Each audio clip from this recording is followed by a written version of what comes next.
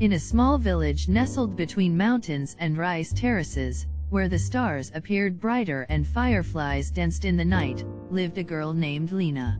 She was known for her grace, her laughter that echoed through the valley, and her love for the moon.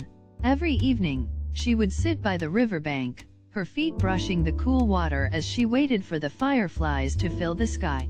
To her, they were tiny lanterns of hope, and she would whisper her dreams to them. One evening, as the sun melted into the horizon, a stranger arrived in the village.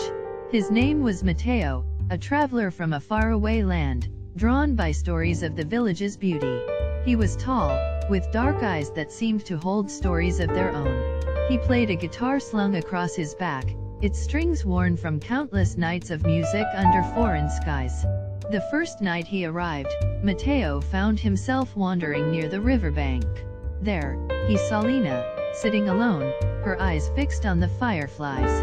He was mesmerized, not by the glow of the insects but by the girl whose gaze was brighter than any star he had ever seen. "Do you speak to them?" Mateo asked, breaking the quiet, his voice soft but curious. Lina turned, startled. She smiled, a little shy but intrigued. "Only when I want them to listen," she replied. "Then I shall be quiet," he said, sitting down beside her. For a while, neither spoke. The night wrapped them in its gentle embrace, and the fireflies danced. Mateo reached for his guitar, strumming a soft, unfamiliar tune. The melody wove into the night like a forgotten lullaby, stirring something deep within Lina. It was as if the music had always been meant for this moment, for her.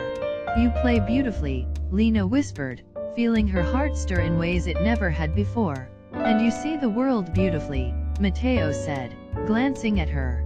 "I've traveled far, but I've never seen someone watch fireflies as if they were old friends."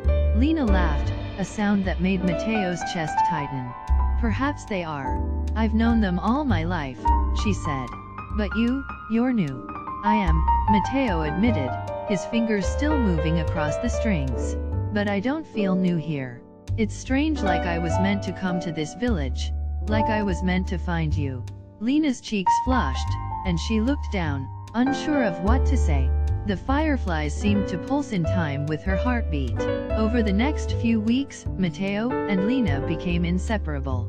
They spent their days exploring the village, Mateo playing his guitar, and Lina sharing stories of her home, her dreams, and her love for the moon.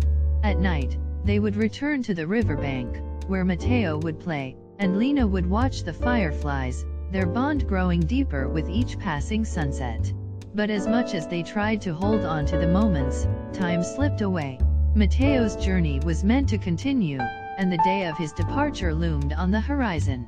The night before he was set to leave, they sat by the riverbank in silence, the weight of unspoken words between them. "I don't want to go," Mateo finally said, his voice barely above a whisper. "Then stay," Lina replied, her heart aching. "I'm a traveler," Mateo said, his hands trembling on his guitar. "I don't know how to stay in one place. But with you, I want to learn." Lina reached for his hand, her touch light but steady. "Then learn with me. Stay, and we'll create new stories together." The fireflies circled above them, 1,000 tiny lights flickering in the darkness. Mateo looked into Lina's eyes, and in that moment, he realized he had found what he didn't even know he was searching for: home. Without another word, Mateo played the melody he had written for her. It was soft, full of love and longing, and as the last note faded into the night, he made his choice. He stayed. Years passed, and their love grew as steady as the river's flow. Every night, they would sit by the bank, watching the fireflies, their hearts intertwined like the melodies Mateo played. And though they never traveled far, they knew they had found all the adventure they needed in each other.